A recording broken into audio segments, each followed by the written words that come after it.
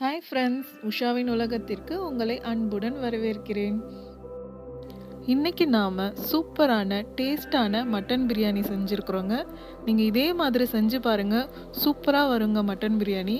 குக்கரில் குழையாமல் அடிப்பிடிக்காமல் டேஸ்டியாக செய்யலாங்க. நீங்களும் உங்கள் வீட்டில் செஞ்சு பாருங்கள். உங்களோட ஃபீட்பேக்கை கமெண்ட்டில் சொல்லுங்கள். வாங்க மட்டன் தம் பிரியாணியை எப்படி செய்கிறதுன்னு பார்க்கலாம். நம்ம சேனலில் எல்லோரும் சப்ஸ்கிரைப் பண்ணிக்கோங்க. பக்கத்தில் இருக்கிற பெல் ஐக்கானை டச் பண்ணிக்கோங்க. வாங்க வீடியோ ஸ்டார்ட் பண்ணலாம்.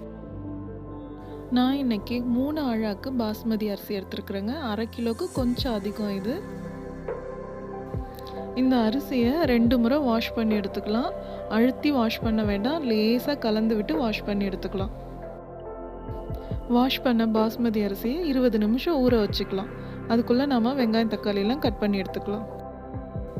3 அழகு பிரியாணிக்கு 4 வெங்காயம் 3 தக்காளி போதுங்க. நான் எப்போவுமே அருவாமனையில் தான் கட் பண்ணுவேன். வெங்காயத்தோட நடுப்பகுதியை கட் பண்ணிவிட்டு நம்ம கட் பண்ணோன்னா நீட்டாக வரும் நமக்கு வெங்காயம்.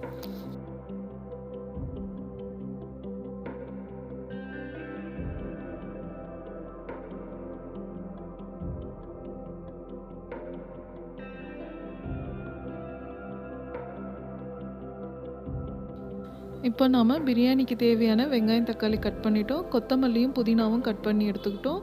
இஞ்சி பூண்டு 2 பச்சை மிளகாய் 1 ஸ்பூன் சோம்பு போட்டு அரைச்சி எடுத்துக்கலாம். இஞ்சியும் பூண்டும் சமமாக எடுத்துக்கோங்க. குக்கரில் ஒரு 50 ml கடலை எண்ணெய் சேர்த்துக்கலாங்க. கடலை எண்ணெயில் செஞ்சோன்னா பிரியாணி சூப்பராக இருக்கும். எண்ணெய் போட்ட உடனே எண்ணெய் காய வேண்டாங்க. அதுக்குள்ளே பட்டை லவங்கம் பிரிஞ்சி இலையை நல்லா கையில் கசக்கி போட்டுருங்க. எண்ணெய் ரொம்ப காஞ்சிடுச்சுன்னா அந்த பட்டை லவங்கத்தோட கசப்பு தெரியும். அதனால் எண்ணெய் காயறதுக்கு முன்னாடியே போட்டுருங்க. இப்போ இதில் நம்ம கட் பண்ணி வச்சுருக்கிற வெங்காயம் சேர்த்துக்கலாங்க. வெங்காயம் போட்டு வெங்காயம் நல்லா பொன்னிறமாக வதங்கி வரணுங்க. அது வரைக்கும் வதக்கலாம்.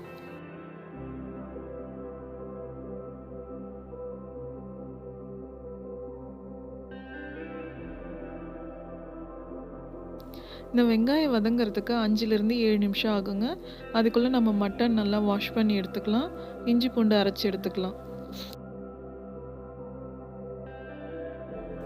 பாருங்கள், வெங்காயம் நல்லா வதங்கி வந்துடுச்சு. இப்போ கேஸோட ஃப்ளேமை குறைச்சி வச்சுக்கலாம். இதில் 1 ஸ்பூன் தனி மிளகாய் தூள், கொத்தமல்லி புதினா, 3 ஸ்பூன் இஞ்சி பூண்டு பேஸ்ட்டு போட்டு நல்லா கலந்து விட்டுக்கலாம்.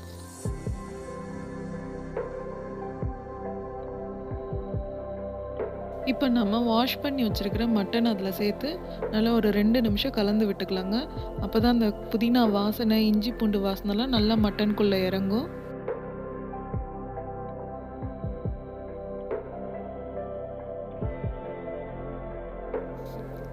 ரெண்டு நிமிஷம் நல்லா கலந்து விட்டதுக்கப்புறம் 3 ஸ்பூன் கெட்டி தயிர் சேர்த்துக்கலாம். 1 ஸ்பூன் பிரியாணி மசாலா, நம்ம கட் பண்ணி வச்சுருக்கிற தக்காளி, கல் உப்பு சேர்த்து நல்லா 1 நிமிஷம் கலந்து விட்டுக்கலாம்.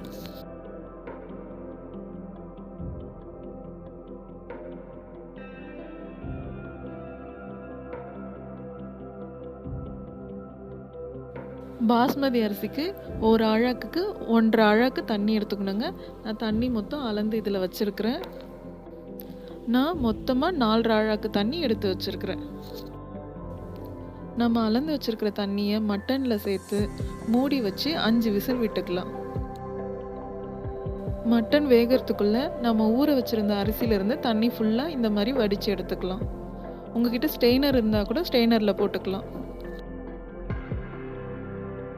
இப்போ 5 விசில் வந்தாச்சுங்க. இந்த ஸ்டேஜில் மட்டன் வெந்திருக்கான்னு செக் பண்ணிக்கோங்க. மட்டன் 3/4 பதம் வெந்திருந்தால் போதுங்க. நம்ம டம் போடும்போது மீதி நல்லா வெந்துடும். இந்த ஸ்டேஜ்லேயே உப்பு காரம்லாம் செக் பண்ணிக்கோங்க. எனக்கு கொஞ்சம் உப்பு கம்மியாக இருந்தது, அதனால கொஞ்சம் உப்பு சேர்த்துக்கிட்டேன். இப்போ நம்ம வடித்து வச்சுருக்கிற அரிசியை உள்ளே சேர்த்துக்கலாங்க.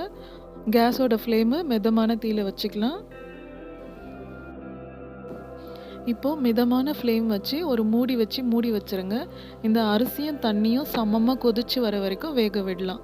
ஒரு 3-4 நிமிஷம் தாங்க ஆகும் அந்த அரிசியும் தண்ணியும் சமமாக கொதித்து வரத்துக்கு.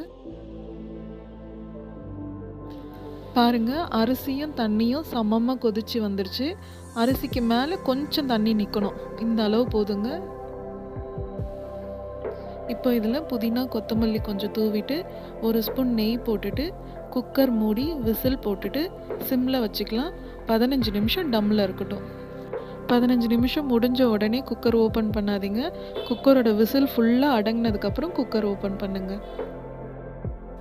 பாருங்கள், நம்மளுடைய சுவையான குக்கர் தம் பிரியாணி ரெடி ஆகிடுச்சு. எப்படி உதிரி உதிரியாக இருக்குது பாருங்கள். அரிசி எவ்வளோ நீட்டாக இருக்குது பாருங்கள். பாருங்கள், அரிசி எவ்வளோ சூப்பராக வெந்திருக்கு. நம்மளுடைய சூப்பரான குக்கர் தம் பிரியாணி ரெடி ஆகிடுச்சுங்க. நீங்களும் உங்கள் வீட்டில் இதை ட்ரை பண்ணுங்கள். உங்களோட ஃபீட்பேக்கை கமெண்ட்டில் சொல்லுங்கள். சூப்பராக வருங்க. இதே மாதிரி நீங்கள் செஞ்சு பாருங்கள். இந்த வீடியோ பிடிச்சிருந்தா லைக் பண்ணுங்கள்.